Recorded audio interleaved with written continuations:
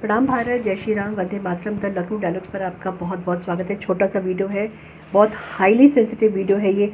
High sensitive जियो political situation जो आजकल चल रही है उसके बारे में है। इसमें न्यूक्लियर हथियार है, एयरबेस अटैक है, रेडिएशन है और सीज़ फायर है। ये सब इंटरलिंक्ड है। कैसे इंटरलिंक्ड है इसके बारे में अगर आपको जानना है तो अंत तक ज़रूर बने रहेगा। ये जो सिचुएशन है इस समय जो बनी हुई है वो बहुत इंटरेस्टिंग है, डरावनी है और चौंकाने वाली है।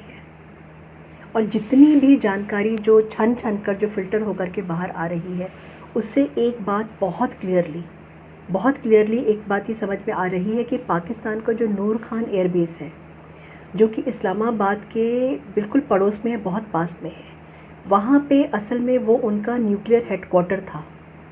वो न्यूक्लियर बेस है उनका, ये न्यूक्लियर हेडक्वार्टर है उनका। वो 2019 में आपको अगर याद होगा तो द प्रिंट में एक वीडियो आया था जिसमें दिखाया गया था कि वहाँ बहुत सारे गहरे टनल्स बने हुए हैं और जहाँ पूरा का पूरा न्यूक्लियर स्टॉक पाइल रखा हुआ है। इतना दिमाग, इतनी टेक्नोलॉजी का दिमाग तो पाकिस्तान के पास में नहीं है। ये पाकिस्तान खुद नहीं कर सकता था। और कहा जाता है इसके बारे में कि जो चाइना के समय जो साथ दिया है चाइना ने पाकिस्तान को, उसको देख कर के समझ में आता है कि चाइनीज़ टेक्नोलॉजी से बनी हुई थी वो सारी। बहुत सिक्योर टनल्स, बहुत ज़्यादा सिक्योर, इतनी सिक्योर कि कोई वेपन अंदर नहीं जा सकता था। और अब अगर आज की हम सिचुएशन देखते हैं तो बहुत अजीब सी घटनाएं जो हैं वो हो रही हैं। एक यूएस डिपार्टमेंट ऑफ एनर्जी का एक प्लेन है, अजीब सा नंबर है उसका, वो इस्लामाबाद में लैंड करता है N111SZ। और ये एक किंग एयर B350 टाइप का एयरक्राफ्ट है जो ख़ास तौर पर न्यूक्लियर डेटोनेशन के लिए और रेडिएशन डिटेक्ट करने के लिए डिज़ाइन किया जाता है। ये मापने के लिए भेजा जाता है रेडिएशन को। और इसी के साथ एक और टिन इजिप्ट से आता है और उसमें भी बहुत सारा बोरॉन रखा जाता है। बोरॉन नाइल डेल्टा में पाया जाता है और ये रेडिएशन को एब्जॉर्ब करने के लिए, सोखने के लिए इस्तेमाल किया जाता है। बोरॉन क्यों आया है, कहाँ से आया है ये और किस लिए आया है? अब ये सवाल उठता है कि क्या पाकिस्तान को इसीलिए इतनी जल्दी सीज़ फायर की मांग करनी पड़ी? और भारत जिसने 11 एयरबेस तबाह कर दिए थे वो पीछे क्यों हट गया, कैसे हट गया? क्या ये कोई कैटास्ट्रॉफिक न्यूक्लियर इवेंट हुआ था? कोई ऐसा इवेंट जो पूरी की पूरी दुनिया को बदल सकता था? क्या नूर खान एयरबेस और वहाँ पे जो मौजूद न्यूक्लियर स्टॉकपाइल था उसको कोई सीधा नुकसान पहुँचा है? क्या उसको कुछ हुआ है जिसकी वजह से फटाफट आनन फानन डिसीजन लिया हुआ है?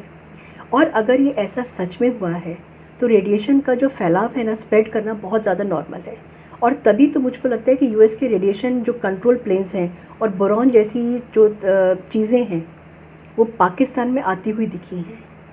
और ये पूरा का पूरा जो घटनाक्रम है कुछ ऐसा हुआ कि दुनिया को अभी तक बताया नहीं गया है। एक नैरेटिव सेट किया जा रहा है, दुनिया को भुलावे में रखा जा रहा है ताकि शायद पैनिक ना क्रिएट हो जाए इसके लिए। और इस्लामाबाद क्या सच में न्यूक्लियर अटैक की चपेट में आ गया है? बहुत ख़तरनाक है ये। क्या पाकिस्तान अब पूरी तरीके से डिफेंसलेस हो चुका है? सारे डिफेंसेस उसके डाउन हो गए हैं? क्योंकि अगर न्यूक्स और एयरबेस एक साथ पाकिस्तान के तबाह हो गए हैं तो अब वो सिर्फ एक सिटिंग डक बन के बैठ गया है, क्योंकि वो कुछ कर ही नहीं सकता है, उसके हाथ पैर कट गए हैं। और ये जो रेडिएशन हुआ है ना, सिर्फ एक इवेंट ऐसा हुआ है दुनिया में जिसके साथ में इसको कंपेयर किया जा सकता है, वो था हिरोशिमा नागासाकी पे जो हुआ था। सालों साल उसकी चीखें जो है सुनाई दी हैं, सालों साल। आज तक बोला जाता है कि वहाँ के जो बाशिंदे हैं, वहाँ के जो लोग हैं, आज तक उसका इफ़ेक्ट वो झेल रहे हैं। इस्लामाबाद एकदम बगल में है। अगर सच में रिसाव हुआ है तो पाकिस्तान जो है बहुत बड़ी मुसीबत में है। और पाकिस्तान के साथ में एशिया भी बहुत जल्दी बहुत बड़ी मुसीबत में आने वाला है अगर इसको कंट्रोल नहीं किया गया होगा तो। पाकिस्तान बिल्कुल नंगा हो चुका है क्योंकि पाकिस्तान के पास में दिमाग नहीं है। बहुत आराम से उसके लिए एक बटन दबा देना न्यूक्लियर वेपन का बहुत आसान है, बिना ये सोचे समझे कि उसके आफ्टर इफ़ेक्ट्स, उसके इम्पैक्ट क्या हो सकता है। और मुझे लगता है यही हुआ है जिसकी वजह से सीज़ फायर के लिए बोला गया। हालांकि सीज़ फायर का जो वर्ड है वो डोनाल्ड ट्रंप ने यूज़ किया है, मुझे नहीं पता श्रेय लेने के यूज़ किया है या किस लिए यूज़ किया है, लेकिन वॉर जो है इस समय स्टॉप गैप पे आ गया है। हमारी आर्मी तैयार है और हमारे जो पीएम है उन्होंने बोल के रखा है कि अगर वहाँ से गोली चलेगी तो यहाँ से गोला चलेगा।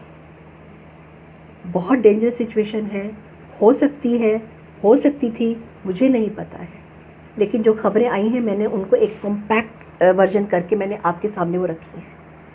मुझे कमेंट सेक्शन में ज़रूर बताइएगा कि आपको मेरा ये छोटा सा वीडियो, इन्फॉर्मेटिव वीडियो आपको कैसा लगा।